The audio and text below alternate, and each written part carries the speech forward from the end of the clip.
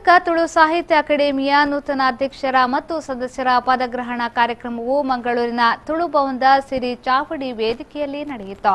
ಕಾರ್ಯಕ್ರಮದಲ್ಲಿ ಎಸಿ ಭಂಡಾರಿಯವರು ತುಳು ಸಾಹಿತ್ಯ ಅಕಾಡೆಮಿಯ 8ನೇ ಅಧ್ಯಕ್ಷರಾಗಿ ಅಧಿಕಾರವನ್ನು ಸ್ವೀಕರಿಸಿದರು.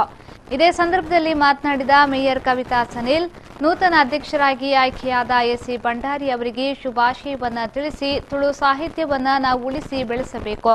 ಈ ನಿಟ್ಟಿನಲ್ಲಿ ಎಸಿ ಭಂಡಾರಿಯವರು ಅನೇಕ ಕೆಲಸವನ್ನ ಮಾಡಿದ್ದಾರೆ ಎಂದು ಹೇಳಿದರು.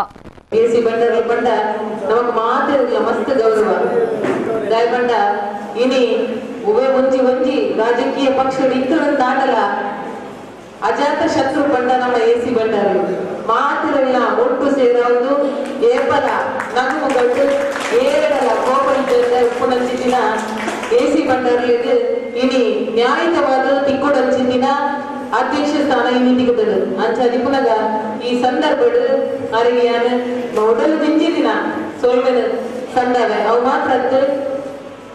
ಅನಂತರ ಮಾತನಾಡಿದ ಶಾಸಕ ಮೊಯ್ತೀನ್ ಬಾವ, ತುಳು ಭಾಷೆಯನ್ನ ಉಳಿಸುವ ಕಾರ್ಯವನ್ನ ನಾವೆಲ್ಲ ಮಾಡಬೇಕು. ಎಸಿ ಭಂಡಾರಿಯವರು ನಮಗೆಲ್ಲ ಚಿರಪರಿಚಿತರು. ಅವರು ನೂತನ ಅಧ್ಯಕ್ಷರಾಗಿ ಆಯ್ಕೆಯಾಗಿರುವುದು ನಮ್ಮ ಹೆಮ್ಮೆ ಎಂದರು.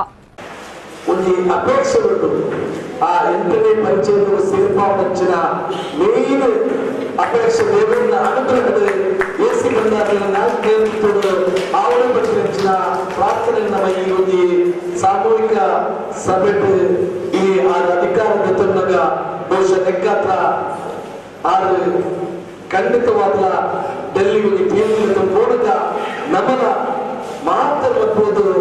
ಆ ಕಾರ್ಯಕ್ರಮವನ್ನು ಸಕ್ಸಸ್ ಮಾಡುವ ವ್ಯವಸ್ಥೆದ ಒಂದು ಗುರ್ಕಾರೆಲ್ಲ ಹಿರಿಯರ ತೊಡಗುವಂಚಿನ ಪಾತ್ರವನ್ನು